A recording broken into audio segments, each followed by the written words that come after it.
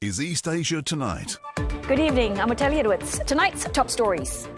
Japan's Prime Minister Sanae Takaichi set to meet South Korean President Lee Jae Myung in his hometown, Andong. Well, the visit is expected to focus on bilateral coordination, China and the Iran conflict. Japan eyes an extra budget to ease rising war-driven costs, while Iran says it's focused on ending the conflict through Pakistani mediation, as President Trump warns the clock is ticking. Also, China's economy loses steam in April with soaring energy costs and sluggish domestic demand, adding pressure even as exports continue to climb. And Samsung races to avert its biggest ever strike as talks resume once again with unions representing more than 45,000 workers, threatening to disrupt chip production and hit South Korea's economy.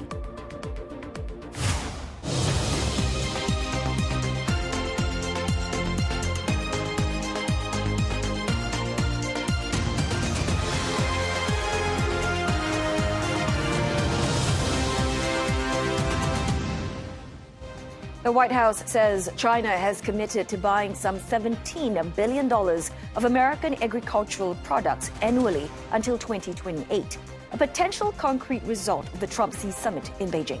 Later in the bulletin, our correspondents break down what else was achieved at the talks. Plus,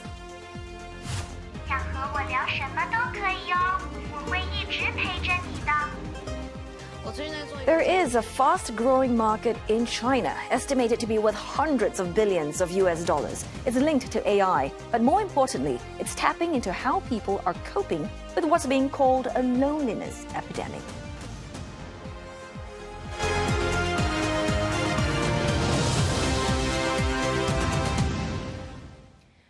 Japanese Prime Minister Sanae Takaichi heads to South Korea tomorrow for a two-day summit with President Lee Jae Myung. The two leaders are expected to discuss bilateral ties, along with cooperation on economic and security issues, as well as regional developments, including the Middle East. Now, Mr. Lee's office said that the meeting offers a meaningful opportunity to deepen trust and friendship between the two countries. But unlike most bilateral meetings typically held in Seoul, this one will take place in Andong, President Lee's hometown.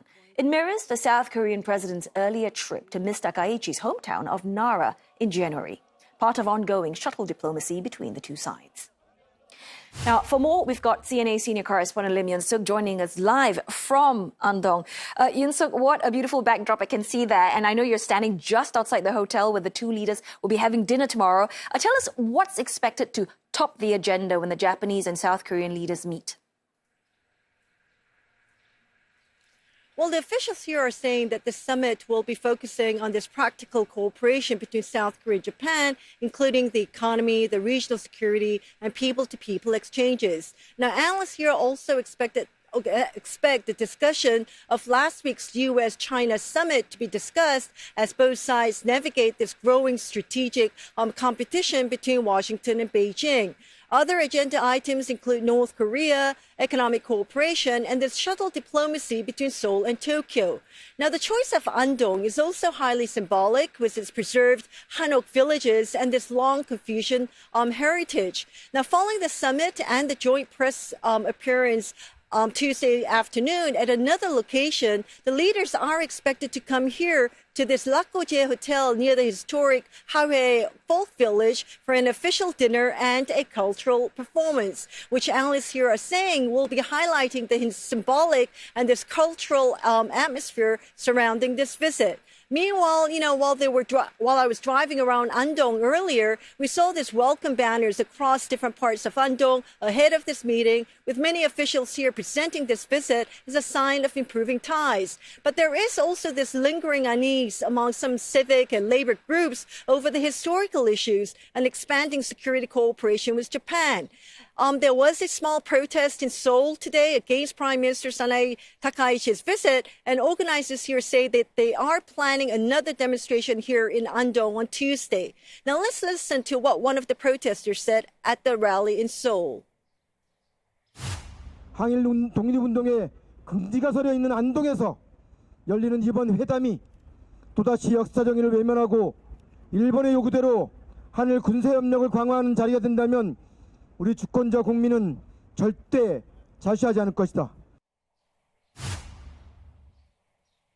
Despite those concerns, many South Koreans in general do support closer cooperation with Japan on this economic and this regional security issues, especially amid this uncertainty surrounding North Korea and the growing tensions between the United States and China. Well, many thanks for that analysis. CNA senior correspondent Yoon Suk reporting to us live from Andong.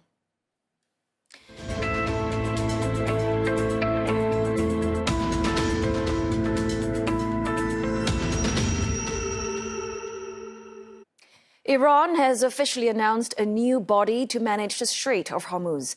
The country's top security body says that it would provide real-time updates on the operations in the key waterway. It comes as Tehran says it has responded to a new U.S. proposal aimed at ending their war through mediator Pakistan. Iran says that its focus at this stage is on bringing the conflict to a conclusion. Its latest demands to the U.S. include the release of frozen Iranian funds and the lifting of sanctions. State media says exchanges between both sides are continuing despite stalled efforts at peace talks. Now, Reuters news agency, citing a Pakistani source, reports that Islamabad has shared a vision, or rather a revised Iranian plan with the U.S. U.S. President Donald Trump told Fortune magazine in an interview that Iran is, quote, dying to sign a deal. But he blamed Tehran for the impasse by sending proposals unrelated to the deal. Now, the American leader is ramping up pressure on Iran with yet another ultimatum, warning that the clock is ticking amid fresh indications that the U.S. and Israel may be planning to renew attacks that will effectively end the 6-week-old ceasefire. Well, Iran also issuing its own warning, saying that it will retaliate if attacks restart. A military advisor to the supreme leader says that the armed forces' fingers are on the trigger as diplomacy continues. For more insights, we are joined now by Astrid Nordin, Lao Chair of Chinese International Relations at King's College London, and she is speaking to us from Taipei. Well, thanks very much, Astrid, for joining us today.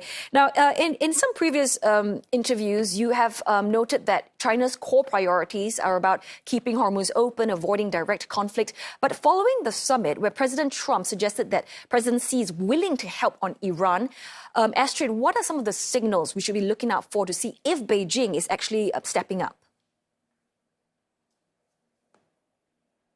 I think the core priority for Beijing remains opening of the Hormuz Strait, but not in such a way that makes it an executor of US demands and political pushes. I think we should not expect to see China pushing back at the possibility of any Iranian self-defense, which is how it understands it. It sees it as a question of US aggression and violence against Iran. And it's hard-pressed to say that Iranians shouldn't be defending themselves. So in that context, indicators to look for include whether any Chinese ships and energy cargoes move more freely through Hormuz, whether China moves from more general calls for de-escalation to any kind of more concrete sign of input into the Pakistani process, or any sign of more direct pressure on Tehran. So Astrid, even if China wants to play a bigger role, I mean, there are questions about how much pressure it can really apply. So it seems that Beijing has historically preferred mediation, diplomatic signaling over hard pressure. So walk us through what are actually some of the limits of China's leverage here, and why is it that President Xi is generally reluctant to directly squeeze Iran? So I think most of the constraints, as we might put it, are internal. It's got everything to do with what kind of player China wants to be on the international stage. So Beijing is unlikely to tell Iran that it has no right to defend itself after being bombed. And that's quite different from other powers. But China also doesn't want Iran to turn Hormuz into a long-term weapon against Asian energy security. So the constraints are primarily in terms of the image China wants to portray of itself as a leader that is not interventionist, that is not violent or bellicose, and that is not simply going to support US violence, but will stand up to it. And in that is trying to try to find balance where it's not going to aggravate its relations with any of its partners, either in the Gulf or elsewhere. Also, can't help but notice that the summit seemed to reveal different priorities in Washington and Beijing. I think one notable feature was basically the contrast. Washington emphasized more on Iran and Hormuz, whereas Beijing appeared to put more public weight on Taiwan and also the broader U.S.-China relations. So what does that tell us about the immediate priorities driving U.S.-China engagement right now? I think they're very reflective of those priorities. The US presidency clearly does not prioritize Taiwan over other parts of the world, which is worrying to some in the region. China equally sees Taiwan as its absolutely most core of its core priorities. And Iran is important, but not as important as Taiwan. Right. Do you think Chinese leaders are watching U.S. response to Iran closely for lessons that could apply closer to home? I believe so. I would be if I was Xi Jinping or part of the Chinese leadership. I think part of what many around the world is trying to do is figure out what the US wants, why it is behaving the way it is behaving, and try to find some way of predicting what is understood to be quite an unpredictable and volatile US leadership. And of course, this especially bears out in relation to Taiwan, but in relation to other potential future conflicts as well. And what China does not want is to be dragged into anybody else's wars or indeed a direct confrontation with the US. So a lot of the commentary in Beijing from both sides, I think, was about moving things out and trying to keep a bit of stability and not to wade into more conflict. You think China is trying to use moments like this to show, countries in the region around the world that, it can be a steady economic partner, even during periods of global instability? Yes, most certainly. I think this is part of what China is trying to signal. It's trying to say, look, you don't need to be so scared of us. We're not going to be the kind of bullying hegemon that we suggest the US is in the region and elsewhere. But also, there's an important aspect of Chinese foreign policy that is about signaling to the own domestic population, and that includes what it does on the international stage. And the signal there is to a Chinese audience that they want to feel proud of and supportive of Chinese leadership on the international stage. And they want to portray China as the responsible and benevolent leader, both for the Chinese people and for the world. All right, many thanks for your insights. Thanks for helping us unpack with how the Hormuz crisis is turning out. Astrid Nordin, Lau Chair of Chinese International Relations at King's College London. All right, we are going to go for a short break now, but coming up in East Asia tonight, Australia tightens scrutiny over critical minerals, forcing China-linked shareholders to cut ties with a rare earths miner. Plus, the economic fallout from the Iran war is mounting fast, with global companies already hit by more than $25 billion in costs and counting.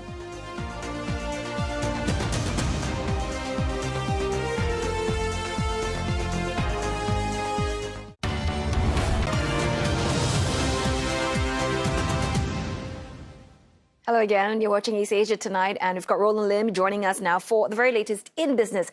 And Roland, I believe you've got factory data as well as consumption numbers out of China today. Yes, and the alarm bells are ringing with China's economy for the month of April weaker than expected as Iran war headwinds bite. And China's growth losing momentum at the start of the second quarter as the economy wrestles with higher energy costs and persistently weak domestic demand, even as exports continue to climb. A factory output grew 4.1% from a year earlier in April, as compared with a 5.7% rise in March. The figure missed estimates and marks the slowest growth since July of 2023. The momentum slowed across the board. Domestic demand remained tepid. Retail sales rose just 0.2% year on year, little change and lower than analysts' forecast of 2% growth and March is 1.7%. Fixed asset investment, meanwhile, fell 1.6% between January and April, as compared to a gain of 1.7% the previous month. Property investment dipped 14% from a year ago in the January to April period. But the country's export machine continues to hum, driving much of its economic expansion. It earlier reported 14% year-on-year export growth in April, with electronic product sales surging amid the global AI boom. Experts say better than expected exports and domestic fuel pricing controls have helped weather the energy stock for now. But higher commodity prices could squeeze already weak factory margins and further dampen consumer spending if the conflict drags on. The officials acknowledging the threat from the crisis in the Middle East. 1到4月份，国民经济保持稳中有进发展态势，高质量发展扎实推进。但也要看到外部形势复杂多变，国内供强虚弱仍较突出，部分企业经营困难，经济稳中向好的基础还需巩固。 Weaker than expected activity data weighing on Chinese stocks, with escalating tensions in the Middle East adding pressure as investors focus on shifts away from U.S.-China talks. Shanghai Composite ending the day largely flat, 4,131 points. Second was the Shenzhen component, also unchanged, 15,530. But the tech-focused Hang Seng Index, well, it's down 1.1%. Australia ordered 6 investors to sell their shares in rare earths miner Northern Minerals. The move is over national security concerns linked to Chinese influence. Our Treasurer Jim Chalmers says that the government acted after finding attempts by Chinese-backed parties to gain control of the company, which is developing the Browns Range rare earths project in Western Australia. Now, heavy rare earths are critical for our products, including semiconductors, electric vehicles, and defense technology, sectors where Western nations are trying to reduce dependence on China. The move follows earlier government action in 2024, ordering several Chinese shareholders to divest their stakes. Authorities say some shares were later transferred to Hong Kong-based investor Ying Tak, who is now also included in the latest sell-off order. Northern Minerals says it is reviewing the decision. Shares in the company fell sharply following the announcement, before closing about 4.2% in the red. Oil prices extending gains as efforts to end the Iran war stall after the UAE nuclear plant came under attack, as well as President Trump issuing fresh warnings to Tehran. The international benchmark Brent crude rising to around $110 a barrel. It's up 0.2% U.S. market. West Texas Intermediate futures also advancing to $106 a barrel. Meantime, Iran says it has responded to a new U.S. proposal aimed at ending the war, adding that exchanges were continuing without providing details. The war on Iran is taking a growing toll on global business, with companies already facing losses of at least $25 billion. That's according to a Reuters report. And the bill is only expected to rise as the war drags on. Our companies worldwide are struggling with surging energy prices as Iran's blockade of the Strait of Hormuz disrupts a fifth of global crude supply. The fallout is spreading across industries from travel and manufacturing to even Malaysian condom production. Companies say they are raising prices and cutting production to cope with soaring costs from the Iran war. Now, some have suspended dividends and buybacks, while others are furloughing staff as well as seeking government aid.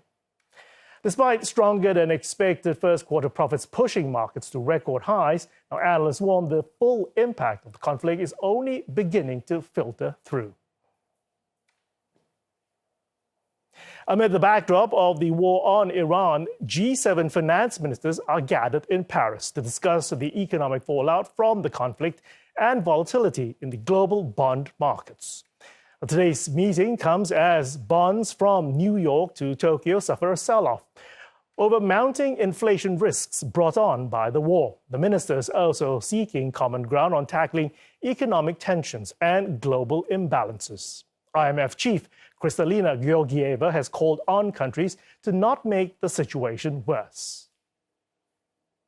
In the bond market, what they indicate is that when oil prices hover above $100 and there is already impact of this war baked in, inevitably there would be a response. Very important that I want to stress that there is a clear policy stance. Don't put in place measures that would make the situation worse. Equity markets in Japan closing lower as a global bond market sell-off and escalating tensions in the Mideast weighed on risk appetite. Both the benchmarks, the focus on tech stocks in the Nikkei 225 and the broader topics index ending the day about 1% in the red. Meantime, Japan is likely to issue fresh debt to fund a new stimulus package aimed at cushioning the impact from the Middle East war. Prime Minister Sanae Takaichi says she has told Finance Minister Satsuki Katayama last week to start work on compiling a supplementary budget, a shift from previous remarks ruling the move.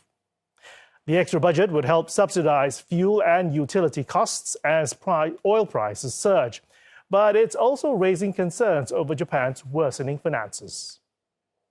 The bond yields jumping to the highest level in decades amid fears of more government borrowing. Now, those concerns push the yield on the benchmark 10-year government bonds to 2.8% earlier. That's its highest since October of 1996. And the 30-year yield also to a record top. Samsung Electronics and its labor union are back at the negotiating table in a last-ditch attempt to avoid what could be the biggest labor strike in the tech giant's history. 어쨌든 사후 조정까지 왔고 이번에 2차 사후 조정도 성실하게 임하겠다는 말씀 전달드리겠습니다. More than 45,000 workers are threatening an 18-day strike from May 21st. After talks over pay and bonuses broke down. To add to the matter, a South Korean court partly granted Samsung's request for an injunction, ordering the union to avoid disrupting production or damaging materials or face daily fines of more than $66,000. The union says it respects the ruling, but the strike will proceed as planned. Officials, including the Prime Minister and the Finance Minister, warned the walkout could hurt markets and the broader economy.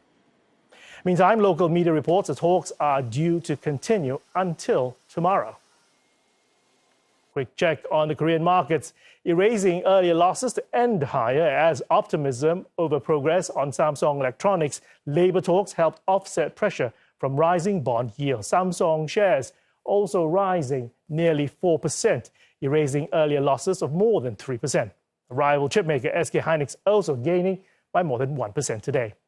The semiconductor sector strengthening on relief around Samsung's strike. Bain Capital has closed its biggest ever Asia-focused private equity fund, raising $10.5 billion. That's well above its $7 billion target. The new fund is almost 48% larger than its previous Asia fund, giving it more firepower at a time when Japan is becoming one of the region's hottest private equity markets. The money's raised is a sign that investors are still willing to back large, established private equity firms in Asia, despite geopolitical tensions, volatile energy prices, and a tough fundraising climate. Now, Bain says it continues to see significant opportunity in the region, with a focus on sectors including technology, industrials, consumers, and healthcare. Japan is expected to be a major focus. Now, private equity interest there has been rising, helped by corporate governance reforms, pressure to improve returns, and an aging business founders looking for exits. Now, Bain has already been involved in major Japan deals, including Kioxia and businesses linked to 7&I Holdings. And that is your latest in business. Oteli. Thanks for that, Roland. Well, we're going to go for a break now, but coming up, trade, Taiwan and Iran. These were some key points when leaders of the world's top superpowers met in Beijing last week. Our Beijing correspondents join us shortly to break down key takeaways from the Trump-Xi summit.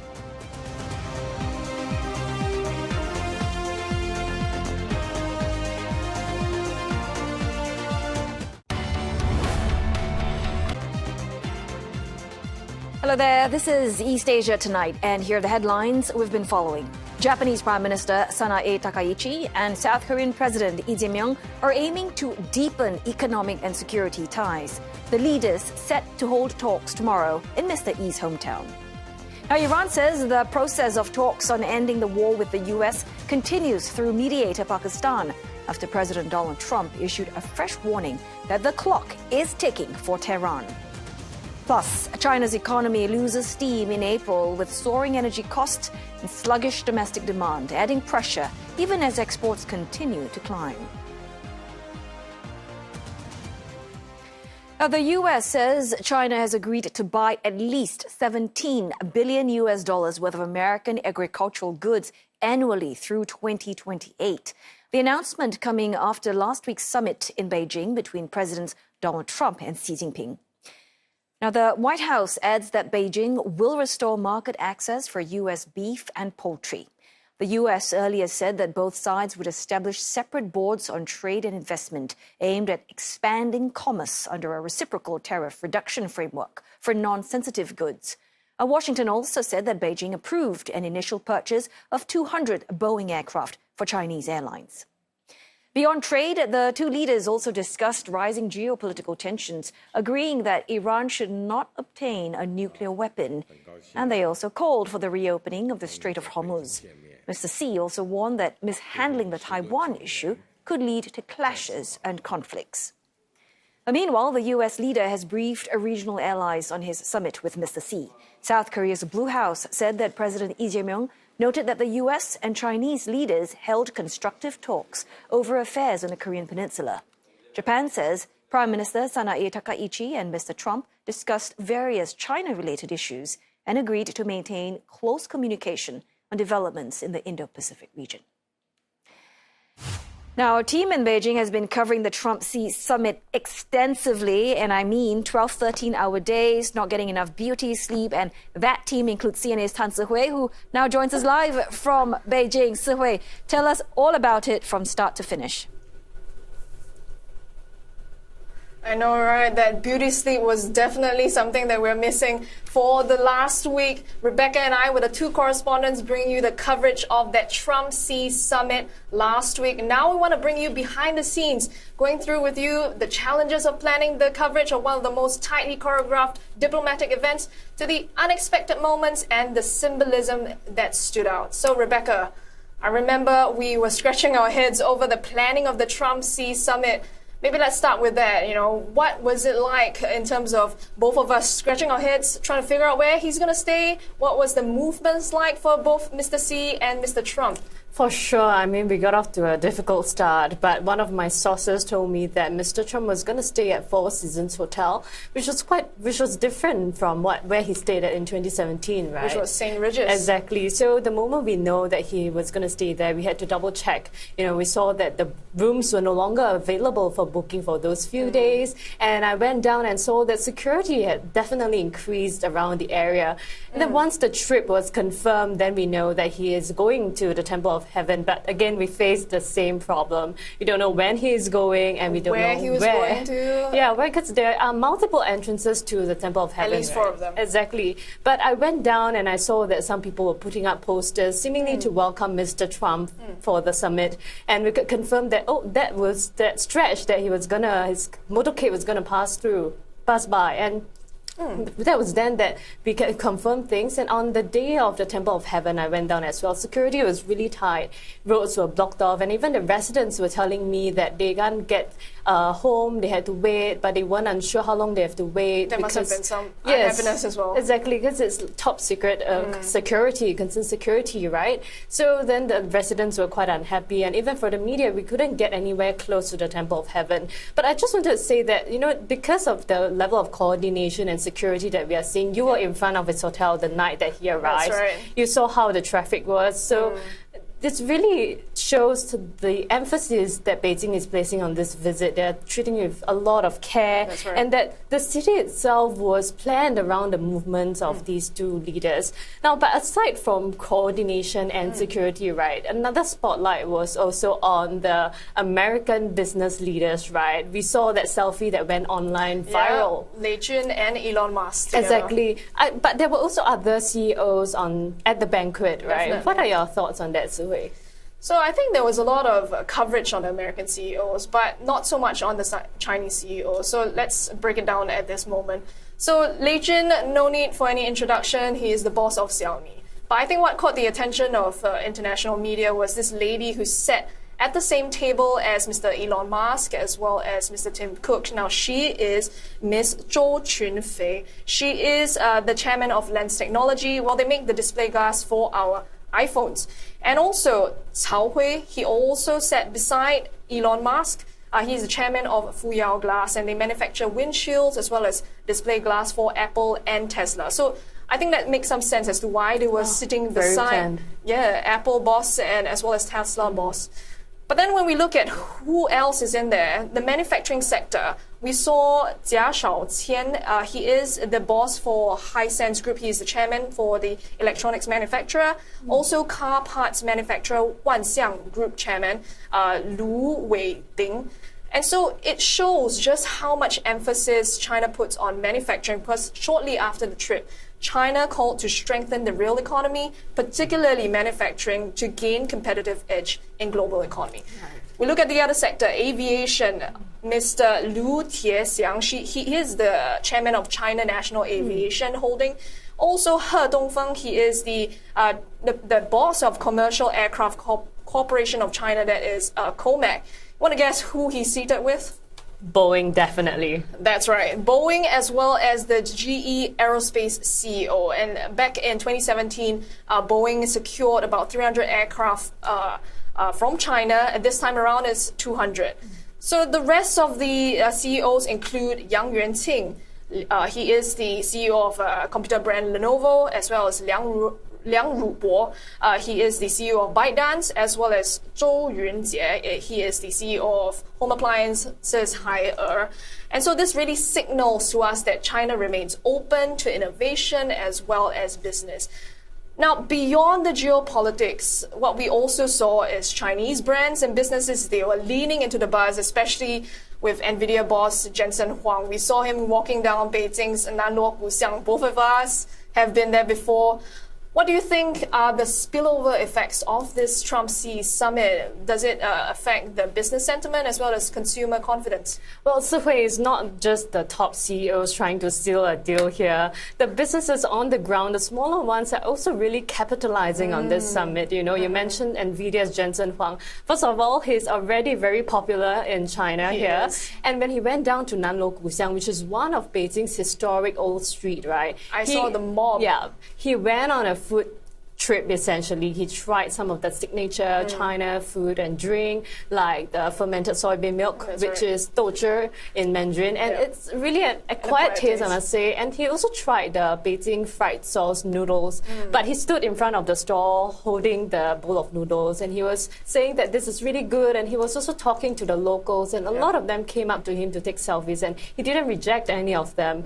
And the shop quickly put up his photo in front to, market it. Oh, this was the bowl of noodles that he had. And also another dessert drink stall, they now call the drink that he had ordered Da Lao Tong Kuan, which essentially means boss's favorite, or the same drink as the one that Jensen Huang has tried. So it really, all this shows that the businesses are really capitalizing on this. And even for the Temple of Heaven, we talked about it over the weekend, right? It was packed with people over the weekend. Our friends were trying to get into the Temple of Heaven, knowing that they want to recreate that picture of Mr. Trump and Mr. Xi. And entrance to the Temple of Heaven is not free, you have to pay. So they are really earning a bit from this, I guess. So it's also it's kind of like soft diplomacy at play, through this kind of light-hearted moments. But, Sihui, beyond all these light-hearted moments that we are seeing, and right. we also had a good laugh over them. There are also warm words exchanged at the summit, right? And China has said many times that it hopes that this year would be the landmark year for U.S.-China relations.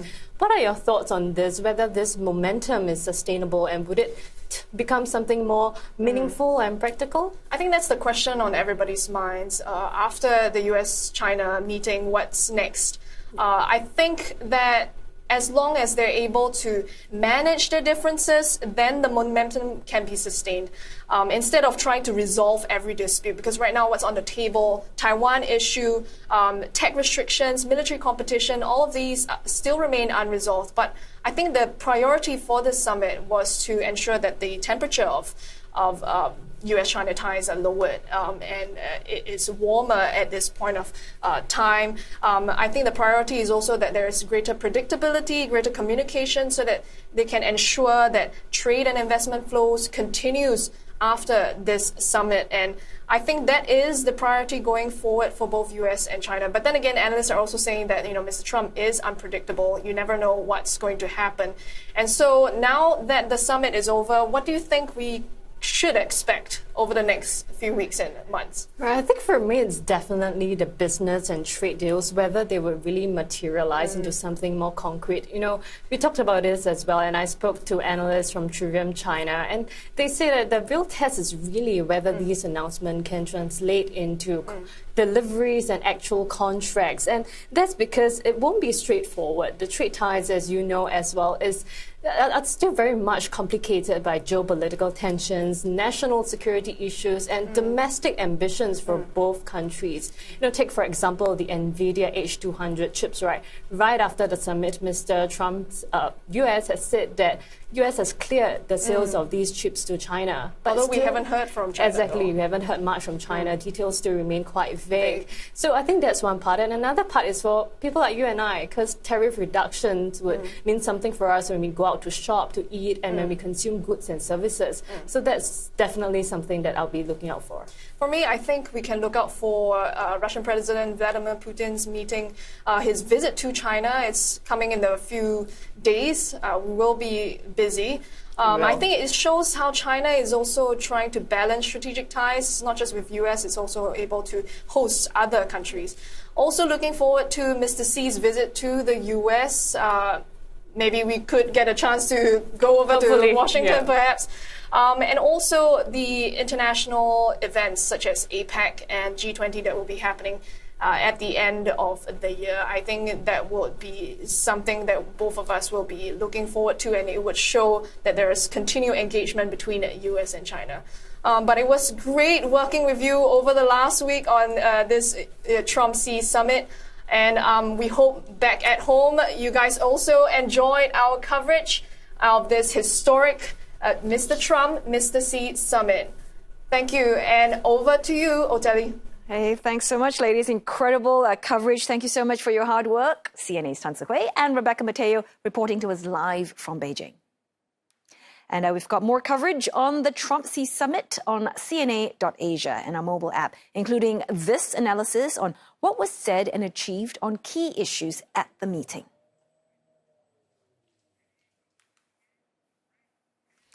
Coming up on East Asia tonight, the demand for companionship is fueling a multi-billion-dollar sector in China. Our Shanghai correspondent gives us a closer look at emotional spending, what it costs, and what you actually get for your money.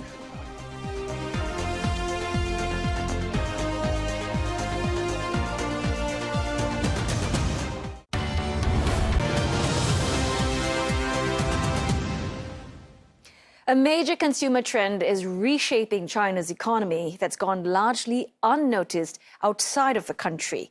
It's the emotional economy, where people spend on goods and services that offer a sense of fulfillment.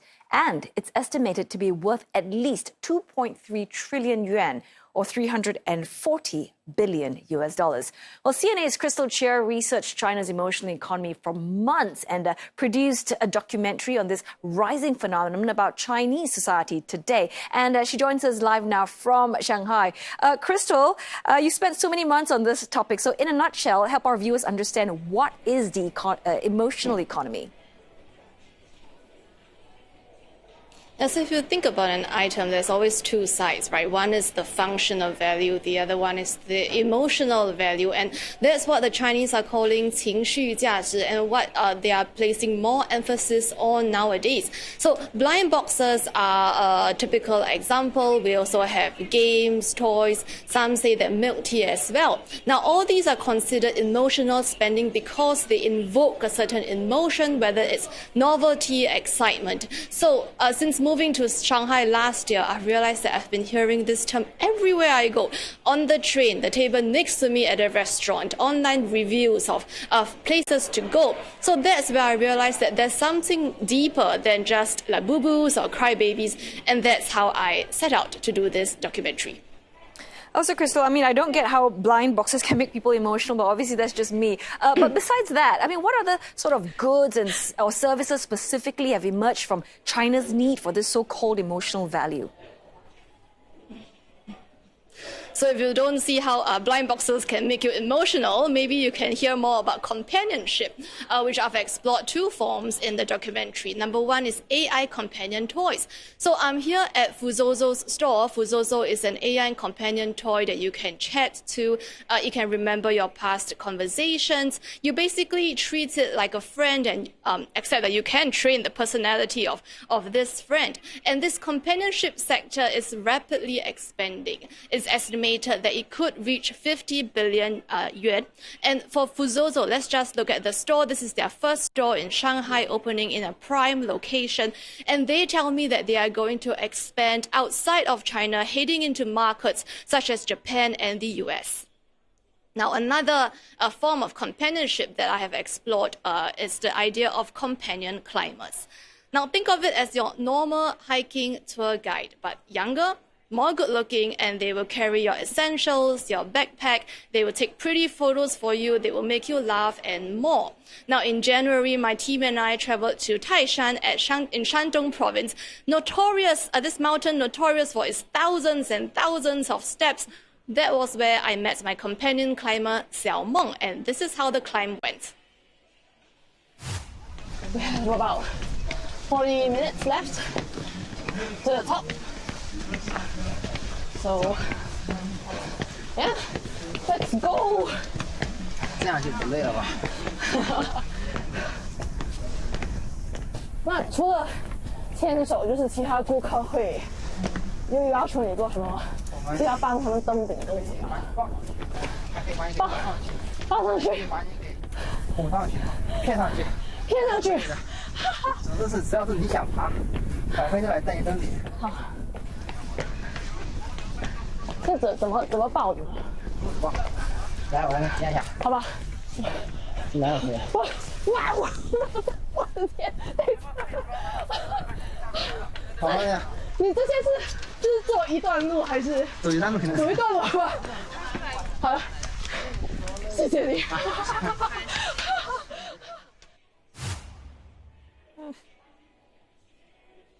Yes, so I was initially skeptical of the idea of companion climbers because I normally hike alone in other countries, and if I'm fit and able to, why can't I do it myself? But after hiring Xiao Meng and climbing with him, I have come to understand why some people would hire a companion climber.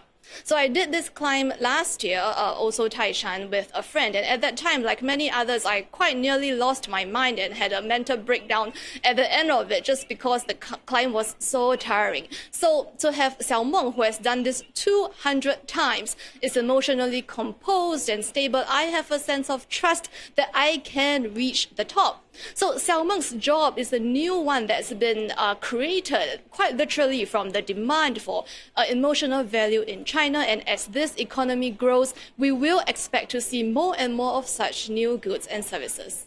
Oh, very interesting. I guess after meeting Xiao Meng, I guess that's why you had to pitch this story to our bosses. But separately, I want to talk about how emotional spending, I mean, it's not exactly new. It's present all around the world. But I mean, particularly with China, what's so unique about it? Yeah, so in the documentary, I interviewed a sociology professor who called this revolutionary. Reason being that in Chinese society, emotions are not often talked about. So she said, citing theories, that as as a society accelerates, people start to feel more lonely, anxious. They feel more time pressure, driving them to engage in this kind of emotional spending. And we already well know that China is very well known for its very long working hours. So that's why within the emotional economy, there's also what's called a loneliness economy. A survey revealed that 58% of respondents would spend up to $400 a month to ease their loneliness. Now, another thing that's changing, or perhaps more unique to China, is the way that it's framing these concepts. Now, loneliness, yes, it is a crisis, but recently we are seeing media reports calling it quality solitude, and also calling the emotional economy the self-reward economy. So, but Krystal, I mean, we've talked about all the good stuff, attached to it, but what about the downside? Are we relying too much on all the external goods for fulfillment? So with many goods and services, and not just within China, perhaps emotional spending should also be done in moderation. We know that we can be addicted easily to blind boxes because of the dopamine kick that it gives us. Now, similarly for AI companion toys, the relationship between the human and the toy, is that real, or is that an emotional substitute? For kids, when they talk to these toys, they are constantly getting positive feedback. Then in that case, will they get a misconception about real-life relationships? So in the documentary, I also interviewed the founder of another AI companion toy, Lulupel, and he said that at the end of the day, humans must remain at the center of it all. So to conclude the documentary, I suppose the question would be, can we use emotional value, 情绪价值, as a way to reflect whether we are spending for short-term gains or to actually, look for longer-term actual inner fulfillment and satisfaction in life? Telly? Oh, that's a very fascinating documentary, I'm sure. Thank you so much, Krystal, CNA Shanghai correspondent Krystal Chia, telling us about her latest story, investigating the pursuit of emotional value in China. That full documentary, you can find it on YouTube, our website, cna.asia, and on our mobile app.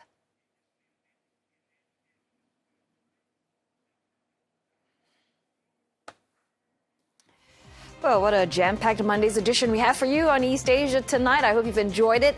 Don't forget your headlines anytime at cna.asia. Look us up on Facebook and YouTube and the rest of our socials. Thank you so much for watching, and see you again tomorrow.